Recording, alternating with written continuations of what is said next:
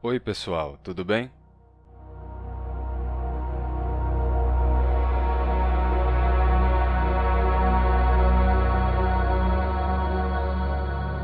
Recentemente eu fiz um vídeo em que falei sobre o aprendizado de línguas 2000 anos atrás e sobre recursos didáticos que eles usavam. E mostrei também um material recente que melhorou bastante o processo, consolidando um método novo, porém ancorado numa antiga tradição. Esse método, que é muito eficaz para apresentar um novo idioma a alguém, é conhecido como método natural. Muitas pessoas me dizem, caramba, você é poliglota e sabe até línguas antigas como latim e grego, que materiais você usa? Bem, eu vou falar hoje de um método central no meu aprendizado. Também vou explicar e mostrar a vocês por que ele se chama assim. Por que método natural? E eu vou mostrar alguns materiais na prática, em diferentes línguas. Esse método é a base de diversas obras, como Língua Latina per se illustrata e também Latim pelo método natural, esses dois de latim, Logos e Atênase, esses dois de grego antigo, Oswald Bera, esse de inglês antigo, que é o inglês de 1 milênio atrás, tá? E, a propósito, a obra de Shakespeare não é em inglês antigo, mas no estágio inicial do inglês moderno. Muita gente se confunde com isso. E nesse método também tem material de espanhol, francês, italiano, inglês, alemão e agora até mesmo de Hunsrickiano, ou Hunsrückisch, uma variedade de alemão falada no Brasil e a língua materna da maior quantidade de brasileiros depois do português. E a propósito, é um material meu esse de Hunsrückisch. Então, se gostam do canal e quiserem apoiar o meu trabalho, vou deixar um link na descrição para vocês adquirirem o livro. Assim, vocês também contribuem para ajudar na criação do pequeno Glossonautinha que está a caminho. E bem, eu já fiz um vídeo sobre esse tipo de alemão falado no Brasil, que não é um dialeto do alemão padrão, já que os dois, que são bem próximos, se formaram paralelamente em diferentes partes da Alemanha. Um não provém do outro. Aí depois os imigrantes de uma dessas partes vieram para o Brasil lá nos anos 1800 e pouco, ao longo do século XIX. E eles trouxeram para o Brasil a variedade de alemão que eles falavam, que terminou se tornando, no final das contas, uma língua brasileira, assim como o português foi trazido de fora e hoje também é uma língua nossa. Eu vou deixar um link na descrição para quem ainda não assistiu o vídeo sobre o alemão Hunsrickiano. Além de vocês verem como é legal, também vão se desfazer de muitas mentiras que se dizem por aí sobre essa língua e sobre os seus falantes aqui no Brasil. E falando de línguas brasileiras, também tem um vídeo de Nhengatu para vocês verem, tá? Mas vamos lá. O que é esse tal de método natural? Como funciona? O uso dele varia entre diferentes materiais? Vou explicar. Agora eu vou fazer uma breve explicação sobre o método, mas caso você queira pular essa parte e ver na prática como funciona, pode avançar mais para frente. Eu sempre deixo o vídeo dividido em capítulos, para você ir para a parte que preferir. Bem, como funciona o método natural? Esse método apresenta a você a língua, o seu vocabulário, gramática, tudo de forma gradual, por meio da própria língua e de algumas imagens que também podem estar presentes para auxiliar. O material já começa com textos mostrando a língua em ação, mas de forma que alguém que nunca tenha estudado consiga entender, sem tradução ou com uma tradução mínima, dependendo do material. Assim, por meio da sua inteligência, o novo idioma vai sendo construído no seu cérebro, tijolo por tijolo, até se tornar uma estrutura bem sólida e com as conexões necessárias. Esse método é conhecido como natural porque a nova língua é apresentada e ensinada por meio da própria língua, assim como a gente aprende naturalmente a nossa língua materna. Ao mesmo tempo, não é a mesma coisa que jogar a pessoa no meio do idioma e dizer, pronto, aprenda aí, porque o material vai apresentando textos que você pode entender, e cada novo texto vai usando elementos que você viu e aprendeu nos anteriores. Esse método não é feito para você fazer a primeira lição e sair perguntando qual é o seu nome ou quantos anos você tem. Ele não se propõe a começar com frases para o dia a dia. Essas coisas podem ser aprendidas de outras formas e podem aparecer depois, ao longo dos capítulos. Inclusive, outros métodos podem ser combinados com o método natural sem nenhum problema. Esse é um método para você aprender gradualmente o vocabulário da língua sobre diferentes assuntos, as diferentes formas dos verbos e das palavras de forma geral, e como as frases são construídas. Isso é feito sem a necessidade de memorizar tabelas. As tabelas e descrições de regras podem ser usadas, claro, mas elas podem aparecer só depois de você ter visto como isso funciona de fato no idioma, só para ajudar a sistematizar aquilo que você já começou a entender. Esse não é o único método que eu uso, mas é uma parte central do meu estudo, principalmente de línguas antigas, como latim e grego, mas serve para línguas modernas também. Já já eu vou compartilhar minha tela e mostrar a vocês como funciona em diferentes línguas. Mas antes, vocês têm que ver uma mensagem subliminar. Se você pegar o nome do material de latim e o nome do meu livro de alemão Usrichiano, ou Hunsrückisch, olha que coincidência. Ou seja, presente de Natal na Insider, que veio para solucionar um grande problema. Todo ano é a mesma coisa em dezembro. Lojas cheias demais, presente errado, o de sempre. Chegou o momento de fazer a escolha mais inteligente. Até 30% de desconto, somando o meu cupom com os descontos da loja virtual, só que, além disso, você recebe de volta 20% do valor para realizar outras compras na Insider, que você pode usar para mais presentes ou para alguma coisa para você mesmo. E o que eu recomendo? Algum kit. Eles têm kits prontos com peças que o pessoal gosta. Tem alguns que já vêm até com embalagem para presente. E todos têm troca bem facilitada, caso seja necessário trocar por algum motivo. Então aproveite lá e use o cupom GLOSSONAUTA, que o presente de Natal de alguém está só esperando para ser adquirido por você. O link na descrição aplica o meu cupom automaticamente e o código QR na tela também. Agora, vamos dar uma olhada nos materiais, porque essa é a melhor forma de vocês verem como funciona. Vou mostrar os materiais em diferentes idiomas. Vamos começar com o material de latim. Tá, vamos lá. Bem, esse aqui é o capítulo 3º, Capitulum Tertium. Bem, então isso quer dizer que vocês já passaram pelos 2 primeiros capítulos e já aprenderam várias palavras básicas. E eu não vou mostrar o capítulo 1 de novo, porque eu já mostrei no meu vídeo sobre o aprendizado de idiomas na Antiguidade. Hoje a gente vai dar uma olhada no capítulo 3, que é fácil, dá para vocês entenderem também sem grandes problemas. Bem, o título é Puer improbus. Puer é uma palavra que a gente viu no capítulo 2, significa menino. Tá, eu vou dar a tradução das palavras que vocês não tiveram a oportunidade de aprender ainda. Puer é menino. Improbus, essa palavra não foi apresentada ainda. Ela está no título, mas você só vai entender depois de ler este capítulo. Então, não vou dar a tradução também. Capitulum tertium, puer improbus. Esse capítulo está escrito como se fosse uma peça de teatro. Então, começa com a primeira cena, né? E os personagens nessa primeira parte são Iulia, Marcus, Quintus, a irmã e os 2 irmãos. E ela está cantando aqui, ó, lá, lá. Ah, e sobre a pronúncia, às vezes as pessoas me perguntam que sistema de pronúncia eu uso em latim. Existe a pronúncia do período clássico, a pronúncia clássica reconstituída, existe a pronúncia eclesiástica romana, mas eu normalmente uso uma pronúncia tardia do latim, que é próxima da pronúncia do período clássico, mas é uma pronúncia um pouco tardia, com alguns elementos posteriores que a gente vê descritos nas gramáticas de autores da Antiguidade. Então, o ditongo ai eu pronuncio já monotongado em e, skena, e não skaina. Se tiver que definir que pronúncia eu vou usar aqui, dá para dizer, é pronúncia pós-clássica. Então, vamos lá. Puer improbus. Skena prima. Persone, Iulia, Marcus, Quintus. Sunt 3 persone in hac scena. Iulia cantat. Lalla. Iulia laeta est. Marcus. St. Marcus laetus non est. Iulia cantat. Lalla, lalla. Marcus. St. Marcus iratus est. Iulia cantat. Lalla, lalla, lalla. Marcus Iuliam pulsat. Dsh. Iam Iulia non cantat, sed plorat. Marcus ridet. Bene, videamus hanc partem huius capituli. Iulia cantat. Iulia laeta est. Laeta est. Marcus, Marcus vult silentium. Markus letus non est.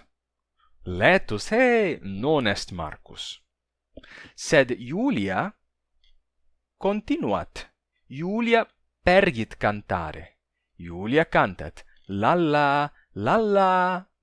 Markus, Markus iratus est. Sed Julia quid facit? Julia cantat. Lalla, lalla, lalla. Et Markus Juliam pulsat. Pah! Hic videmus in imagine, quod Markus pulsat Juliam. Certo? E aqui a gente está vendo que Juliam, o nome Juliam mudou um pouquinho. Agora, Juliam está com M no final. Não é mais Julia, mas Juliam. Por quê? O que é que aconteceu aqui? Então, a gente tinha o nome dela como Julia. Sempre que ela está fazendo uma ação, sempre que ela é o sujeito, né? Julia cantat, Julia leta est. Né? Julia canta, Julia está feliz, está contente. Julia canta de novo. Mas, de repente, quando Markus pulsat Juliam, quando ele bate, né? Quando ele faz a ação nela, então agora ela não é mais Julia. Agora ela é Juliam.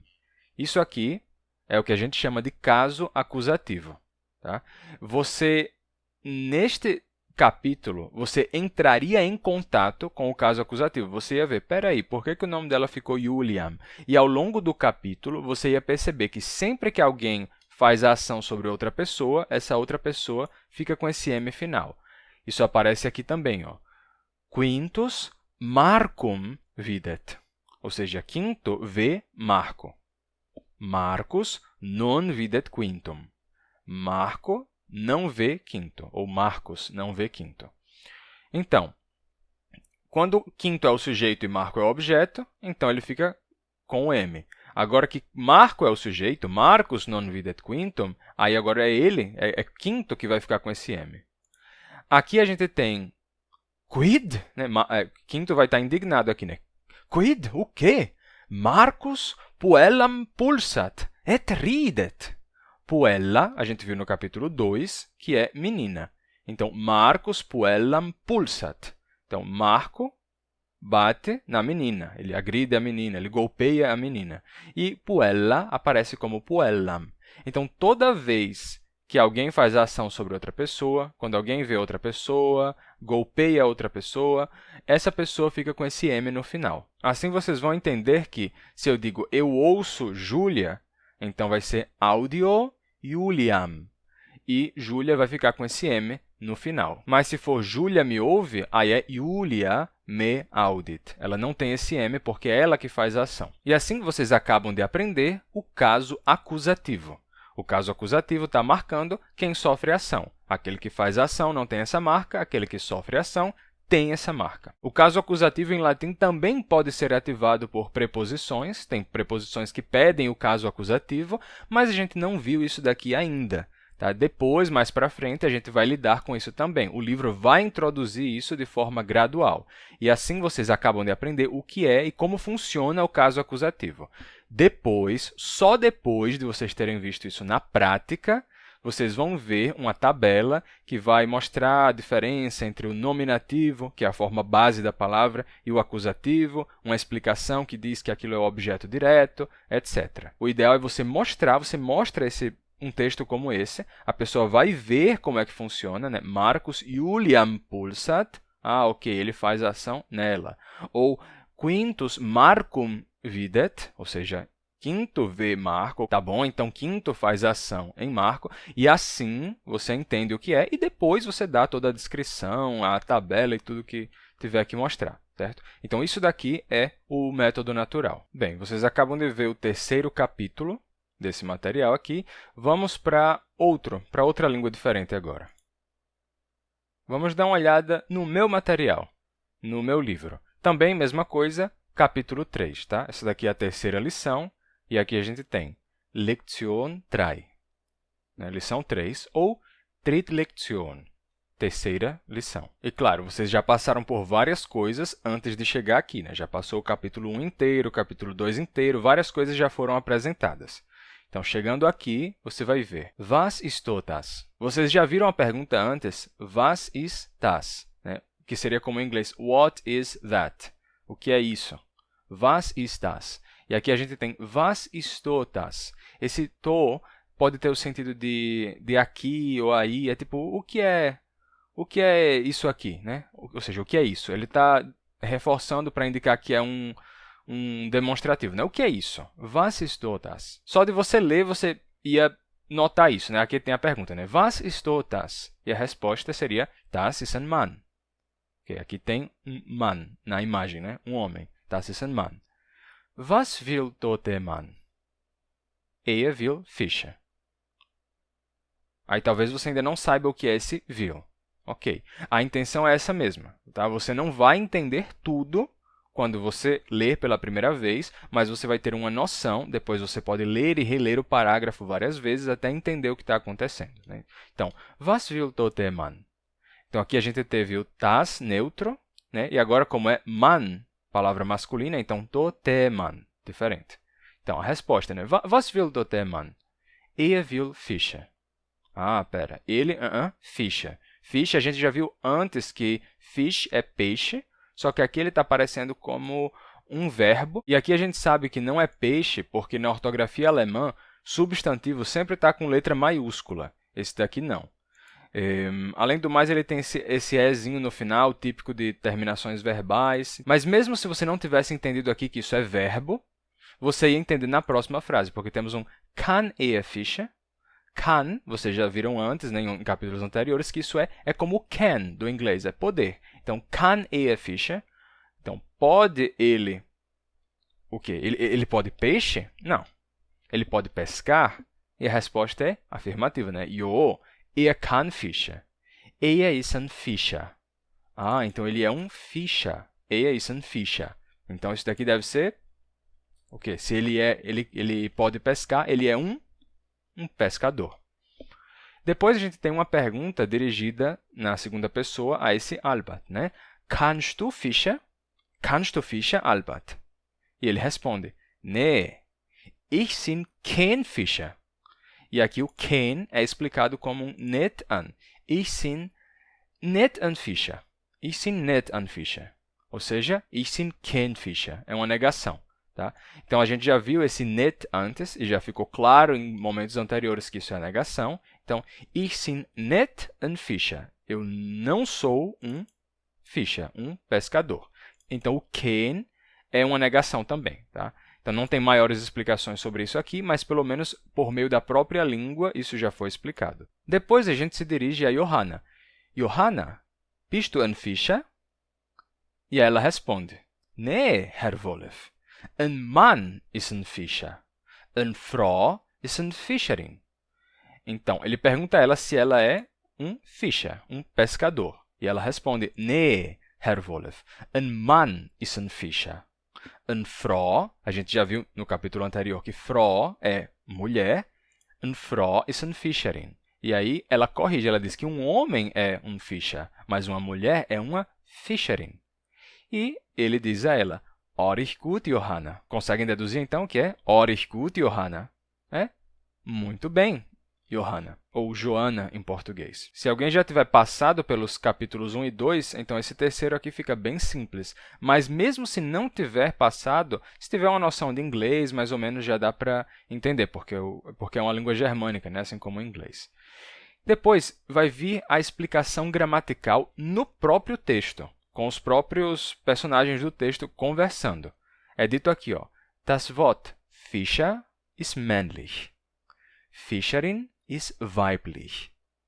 Was ist männlich und weiblich? Então, temos aqui, Das Wort Fischer ist männlich. Então, Wort parece o word do inglês, palavra. Das Wort, a palavra Fischer, ist männlich. Fischerin ist weiblich. Talvez só por isso daqui você já tenha deduzido o que é männlich e o que é weiblich. Né? Fischer é männlich, mas Fischerin é weiblich. Né? Fischerin é quando uma mulher ela é Fischerin. Mas se não tiver deduzido ainda, o texto explica ainda mais uma vez. Alguém vai perguntar, né? Was ist männlich und weiblich? E a resposta é, der Mann ist männlich.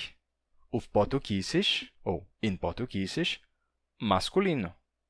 Die Frau ist weiblich. Oder auf Portugiesisch, feminino. Und was nicht männlich und nicht weiblich ist sächlich. Oder auf Portugiesisch, neutro. E assim, a gente explicou os 3 gêneros gramaticais que a gente tem aqui, sem a necessidade de uma explicação em português, né? Eu usei as palavras em português aqui, mas a explicação ainda assim não foi dada em português. A tradução foi mínima, no caso. Depois, eles continuam conversando sobre os gêneros gramaticais das palavras. A gente viu no capítulo passado que Bub seria um rapaz. Então, aqui temos a pergunta. Ist ein Bub männlich? Ein Bub ist männlich. Der Bub. Bem, a gente já viu a palavra Pupje, que é um menino, Mädchen, que é uma menina, Mann e Frau, homem e mulher. E aqui eu coloquei de forma bem clara, né, o crescimento, né? Pupje, Pup, Mann. Mädchen, Mädel, Frau. Então, o Pup daqui seria um rapaz, né? Um menino, um rapaz e um homem. Então, temos aqui, ist ein Pup männlich? E a resposta é, ein Pup ist männlich. Der Pup. E mostra o artigo masculino. Was ist ein Mädchen? Né? E uma menina? Né? O que é uma menina? Ein Mädchen ist sächlich. Das Mädchen. Ou seja, é do gênero neutro. Das Mädchen, não feminino. Aí a pessoa, was? Ein Mädchen ist sächlich. Uma menina? É neutro? Gênero neutro? Jo, das Wort Mädchen hat die Endung ch. Tot die Endung ist sächlich. Né? Então, das Wort Mädchen, a palavra Mädchen, hat die Endung ch. Se você não souber o que é Endung, pelo menos dá para deduzir, né? que a palavra menina tem essa coisa aqui, ch. Então, tem o quê? Tem a terminação. E a própria palavra Endung tem relação com o end do inglês, que todo mundo sabe que é o fim. Então, Endung é a terminação. Hat die Endung ch. Tot die Endung ist sächlich. E aqui temos o toti. A gente já viu totas, tote. E aqui temos toti, feminino, né? Toti, esta terminação é neutra. Was ist ein Mädel? E o que é uma Mädel?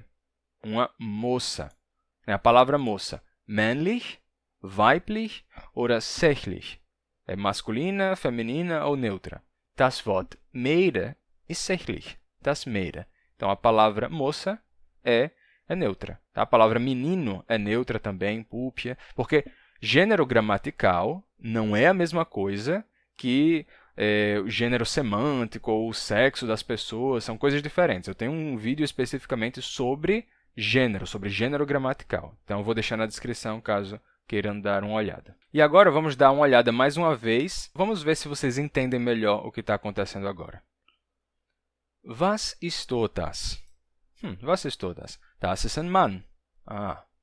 Was will der Mann? Will Fische. Kann Fische? Jo, kann Fische. Ist ein Fischer. Kannst du Fische, Albert? Nee, ich bin kein Fischer. Johanna, bist du ein Fischer? Nee, Herr Wolf. Ein Mann ist ein Fischer. Eine Frau ist eine Fischerin. Richtig gut, Johanna. Deu para entender? A única palavra que eu não disse até agora é o will. Alguém já deduziu o que é o will? Né? Aqui diz, né, que will Fischer. E a outra pessoa pergunta, kann Fischer? Né? Ele pescar. Mas ele pode, ele sabe, ele consegue pescar? Então, o will é querer, ele quer. Will Fischer. Se não tivesse ficado claro aqui ainda, se você continuasse lendo o texto, avançando mais, essa palavra ia reaparecer e ia terminar ficando claro. Tá? Nem sempre você vai entender na primeira vez que a palavra aparece. Agora vamos ver a explicação sobre gêneros gramaticais. Né? Quais são os gêneros gramaticais? Vamos ver se vocês entendem, numa língua que nunca estudaram. Das Wort Fischer ist männlich. Fischerin ist weiblich. Was ist männlich und weiblich? Der Mann ist männlich. Auf Portugiesisch masculino. Die Frau ist weiblich. Oder auf Portugiesisch feminino. Und was nicht männlich und nicht weiblich ist sächlich.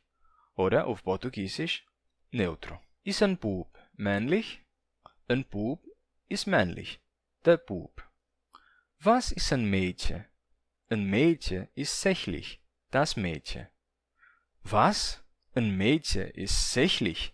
Jo, das Wort Mädchen hat die Endung che. Dort die Endung ist sächlich.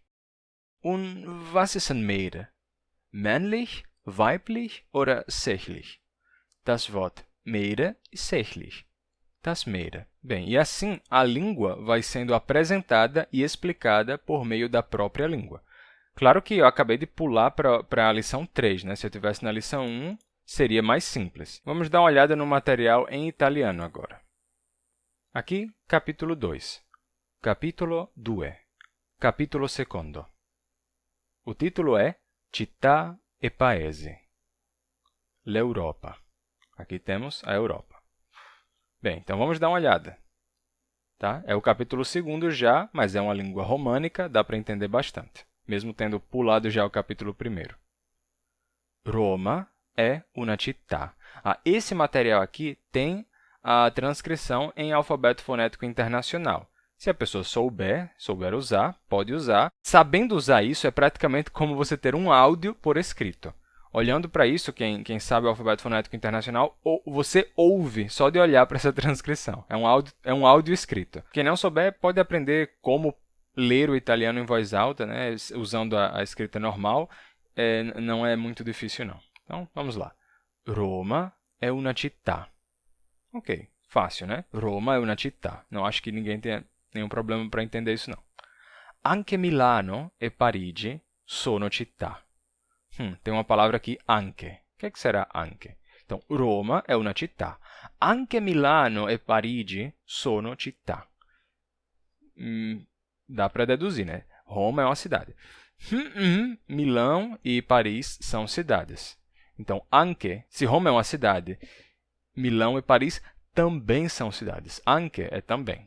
Anche Milano e Parigi sono città. E se não tiver entendido a palavra anche aqui, nessa aparição da palavra? Nenhum problema, você pode entender depois. Tá? O método natural não exige que você aprenda e entenda todas as palavras que você vê da primeira vez. Tudo bem, pode ser que você não entenda. Só continue. Vamos lá. Parigi è una città di Francia. Milano e Roma sono città d'Italia.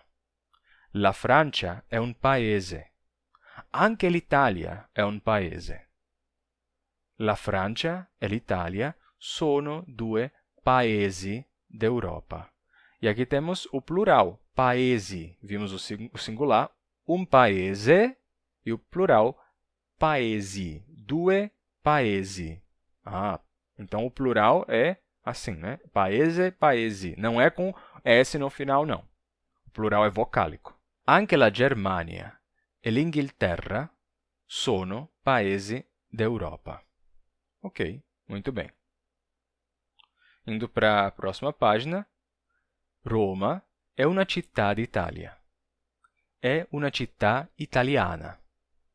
Roma e Firenze sono due città italiane. Parigi non è una città d'Italia, ma di Francia. Parigi è una città francese. Milano e Firenze non sono città francesi, ma italiane. Então vejam, o plural de italiana, né? Una città italiana, mas o plural é città italiane. Okay? Estamos vendo aqui os plurais. E o plural de... E aí é mostrado aqui, ó, una città italiana. Due città italiane. Una bambina, due bambine. Plural das palavras com A é bambina, bambine. E se a palavra tiver E no final, né? Una città francese, plural, due città francesi. Un paese, due paesi. Ok, então vamos lá. Londra è una città d'Inghilterra. È una città inglese. Cosa sono Roma e Firenze? Roma e Firenze sono città. Então, estamos vendo aqui também que o plural de città é città mesmo, tá? Palavras oxítonas em italiano não mudam no plural. Città, città, singular e plural. E cos'è Parigi? Anche Parigi è una città. Cos'è l'Italia? È un paese. E la Francia cos'è? Anche la Francia è un paese. Roma ha 2 milioni di abitanti. Napoli ha 1 milione di abitanti. 2 milioni di abitanti sono molti abitanti. Anche 1 milione di abitanti sono molti. Una città che ha molti abitanti é uma città grande. Bem, agora, tendo visto esse capítulo, temos que fazer algo muito importante, que é usar o que foi aprendido na prática. Então, se você for ao final do capítulo, você encontra aqui alguns exercícios. Vamos ver se a pessoa entendeu como se faz o plural em italiano. Então, temos aqui paese, paesi. Então, l'Italia ha molti abitanti. Como paesi, plural, né? Abitante, singular. Abitanti, plural. Un abitante di Roma è un romano. Un abitante di Parigi è un francese. Gli abitanti di Londra non sono francesi, ma inglesi. Tá? Aqui com i. Non sono francesi, ma inglesi. Carlo Rossi non è un inglese. Il Po è un fiume italiano. Fiume è un rio, fiume. Il Tevere e l'Adige sono fiumi italiani. Fiumi italiani, rios italianos, plural di fiume, fiumi. L'Italia è un paese grande. Anche la Francia e la Germania sono paesi grandi. Ok, muito bem. Aqui se introduzem mais palavras, palavras que têm 4 formas, né? Como italiano, italiana, italiani, italiane. Diferente de paese, paesi ou francese, francese, que só tem 2 formas. Então, Pietro è un bambino italiano. Pia è una bambina italiana. Bruno e Pietro sono bambini italiani e Maria e Pia sono bambine italiane. Teresa Rossi è una donna romana. Il Tevere è un fiume romano. Bruno e Pietro sono bambini romani. Pia e Maria sono bambine romane. Certo? E você tem que praticar, usar o que foi aprendido nesse capítulo, né? Foram mostrados os plurais.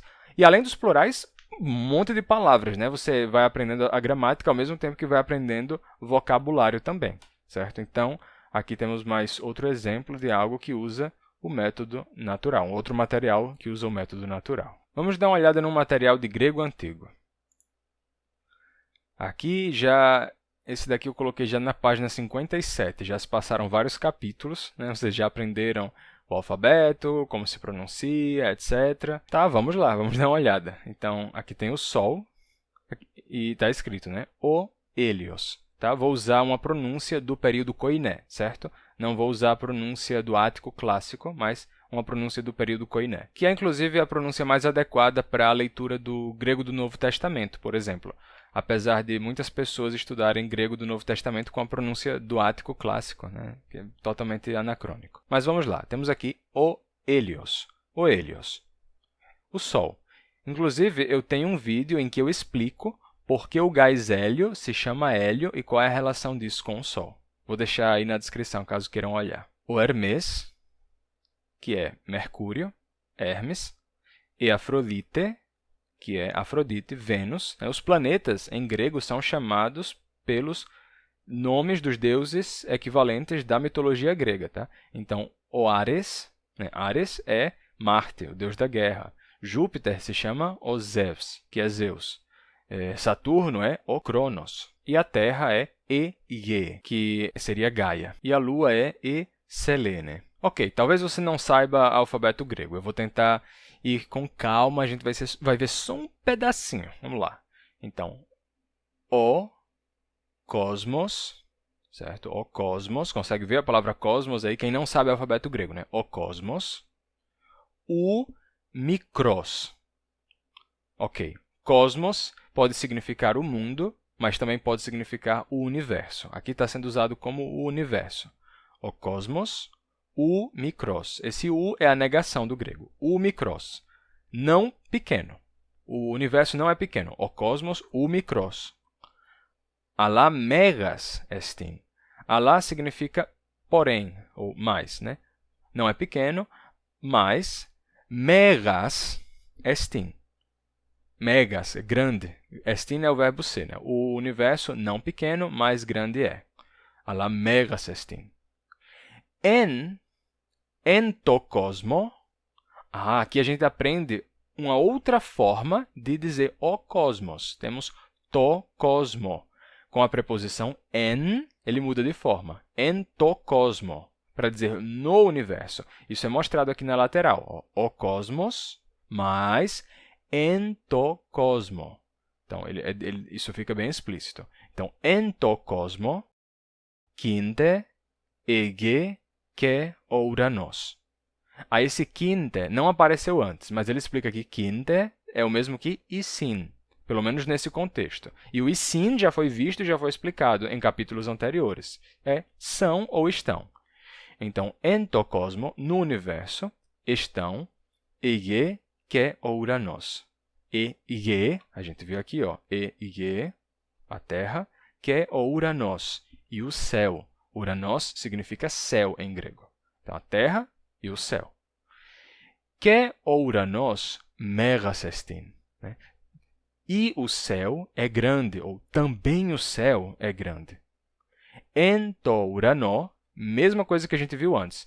O cosmos se tornou en to cosmo. Então, o uranos se torna en to urano. Não preciso dar para você a explicação de que a preposição en rege o caso dativo, e o caso dativo você tem que olhar na tabela para descobrir como é que é o dativo das palavras masculinas. Não, isso você pode ver depois. Depois a gente pode ver a tabela, depois eu posso dar a explicação formal. Mas primeiro você já sabe agora que no céu é en to urano, que no universo é en to cosmo, certo? Ou no mundo, né?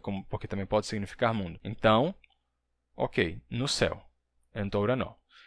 En to urano quinte e Selene. Então, no céu estão e Selene, a Lua, o planete, os planetas, o Helios, o Sol, que ta astra, e as estrelas. Não sabe o que é astra? Aparece aqui, ó, uma estrelinha, é essa aqui, ó, mega astron, e aqui uma menorzinha, micron astron, estrela. Então, ta astra, as estrelas.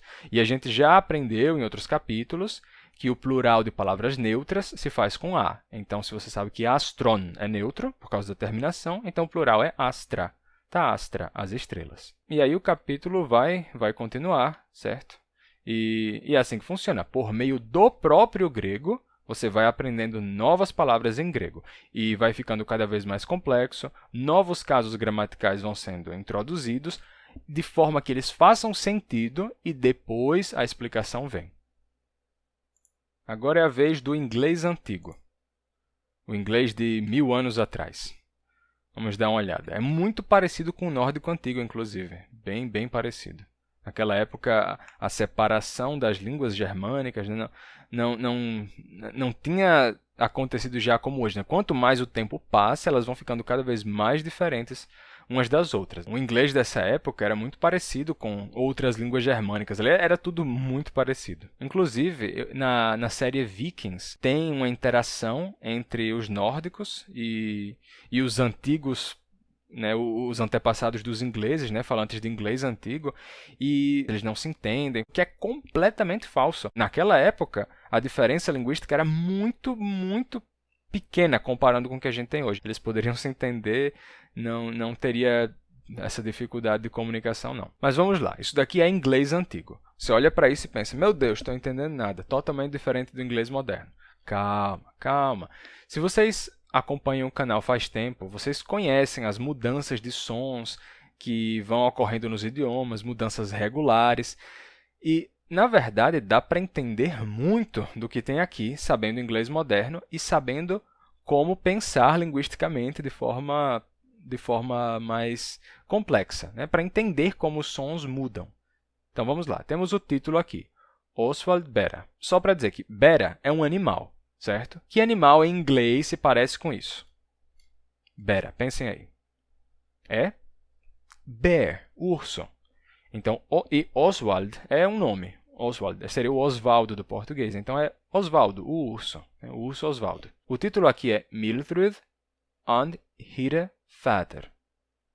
Mildred é um nome. Em inglês moderno, Mildred. And é e. Her é her, do inglês moderno. E father é father. Então, é Mildred and her father. Mildred e o seu pai, o pai dela. On Englalande. O que é que será Englalande? Não me digam que não entendem, né? É England, Inglaterra. Então, on Englalande, na Inglaterra, is Luther. O que é Luther? O que é isso aí em inglês moderno? É, obviamente, little, pequeno.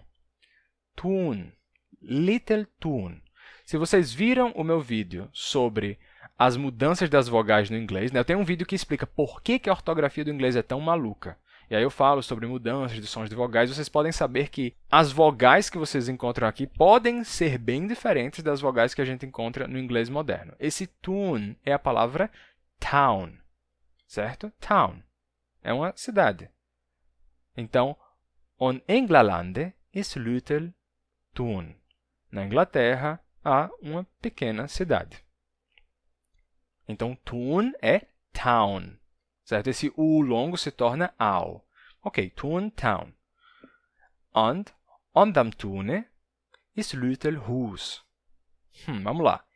And e on dem tune e na cidade is little hus. O que é hus? Se você sabe que town é town, então hus é house, casa, hus. Então, and on dem tune is little hus. E na cidade há uma pequena casa. And on dem huse is little maiden. Ok. And on dem huse e na casa is little maiden. Maiden. O que é maiden? Em inglês moderno, temos palavras como maiden ou maid. Se você conhecer essas palavras, né, maiden ou maid, daria para deduzir que isso daqui é uma menina. Little maiden. Uma pequena menina. Parece também o Mädchen do alemão. Ok, então tem uma pequena menina na casa. Heo is Mildred. Ok, então ela é Mildred. Mildred wohneth on dem Huse. Ihre Vater wohneth there. Ok, então, Mildred, alguma coisa, on dem Huse. Essa palavra não deixou nada no inglês moderno. Então, não daria para comparar com algo do inglês moderno. Mas, pelo contexto, Mildred wohneth on dem Huse, daria para entender que Mildred mora na casa, mora naquela casa. Ihre Vater, her father, né, o pai dela, wohneth, mesmo verbo, mora, there. Esse there é como there, lá, there, mesma coisa, né? Só tem que aprender essa letrinha, né, que é um traço vertical com essa curvinha no meio. É como um TH, então, there, lá. E esse é também. Então, dá para deduzir, né, que ela mora na casa, ihre Vater wohneth there. E o pai dela mora também lá. Mildred ville spel gehiran. Ok, então aqui temos esse ville, que parece com o will que a gente viu no material de uns Riquiano que eu mostrei antes. Né? Will, em alemão, em diferentes formas de alemão, né? é querer. Em inglês, will, atualmente, é usado para marcar futuro. I will go, eu irei, mas a palavra will significa vontade. Então, tem algo a ver com querer. Então, Mildred quer. Spell gehiran. Gehiran tem relação com hear, ouvir. Gehiran, hear, ela quer ouvir. Spell. Spell em inglês atual seria, por exemplo, um encantamento, seria um spell, né? uma fórmula de palavras que você diz, mas aqui significa, né, ela quer ouvir um encantamento, ela quer ouvir uma fórmula. Não, ela quer ouvir uma história. Então, Mildred ville spel gehiran. Ela quer ouvir uma história. Então, ela fala, né? Ela vai dizer, Mildred, Vader, ich will spelje hieran. Né? Eu quero uma historinha ouvir. E aí o pai responde, né? Ihre Vader, o pai dela, ich rede spel. Então, eu conto uma história. E bem, aí depois vai continuar. Então, se você tem conhecimento de inglês, né? Esse material aqui é feito para falantes de inglês, principalmente, para pessoas que sabem inglês, porque aí você tem em que se ancorar.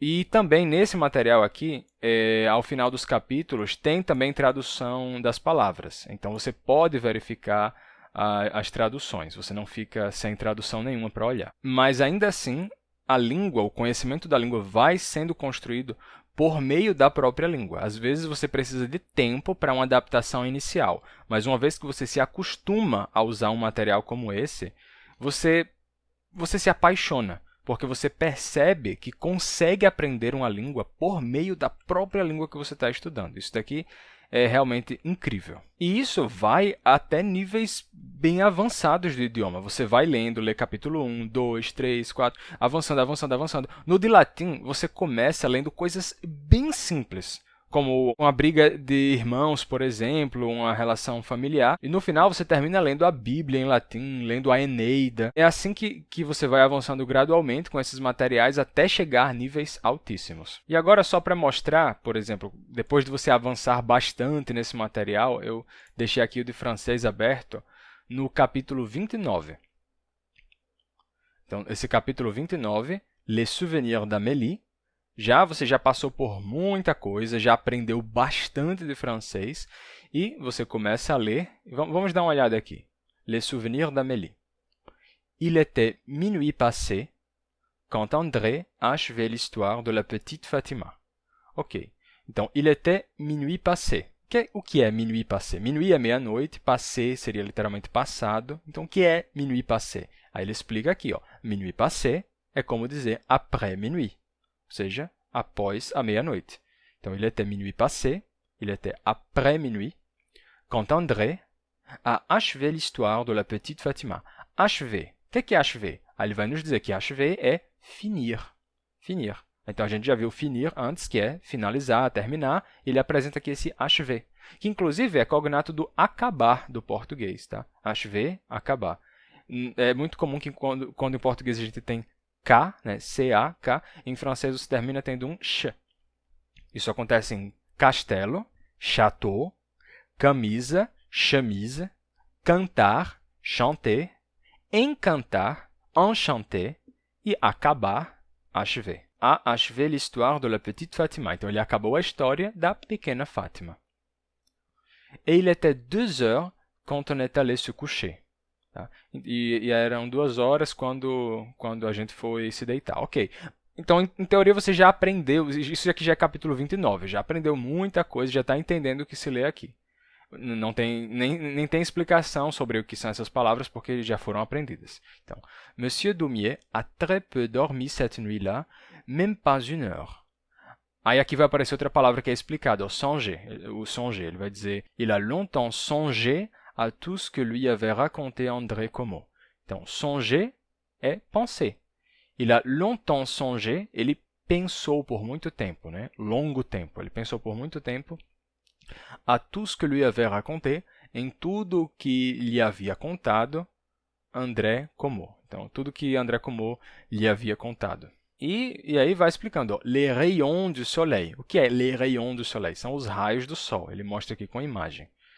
E, bem, o material vai avançando assim. E você consegue ver... Essa história aqui é bastante emocionante, desse capítulo 29. Se eu me lembro bem qual é bem triste e bem emocionante. E você sente uma satisfação muito grande de ler, porque o nível aqui já está alto, ele já vai chegando no nível elevado. E você consegue ler e se emocionar com algo e ficar triste com aquilo que você está lendo. Então, é muito, muito satisfatório estudar assim. E olha só quantos capítulos aqui. Ó. Esse livro aqui vai até o capítulo 50. Tem de tudo aqui, tem de tudo. É muito, muito bom o método natural. Bem, agora eu vou parar de compartilhar minha tela já. Bem, pessoal, então hoje eu apresentei a vocês algo que é muito importante no meu aprendizado de idiomas, né? Muitas pessoas se perguntam, mas como é que eu faço? Como é que eu falo tantas línguas? Que tipo de material eu uso? Método natural.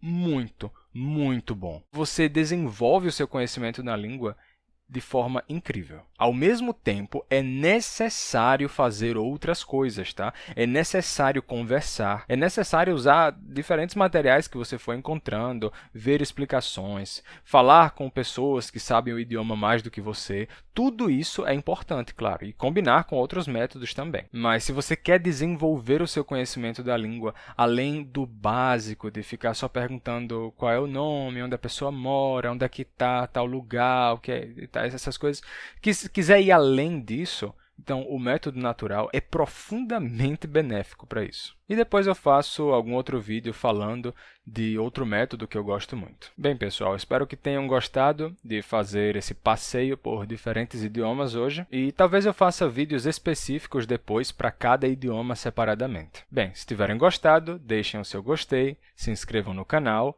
e não se esqueçam de comprar o meu livro, que está disponível, tá? O link está na descrição. E passem também na página da Insider e usem o cupom GLOSSONAUTA. Até mais, pessoal. A gente se vê no próximo vídeo.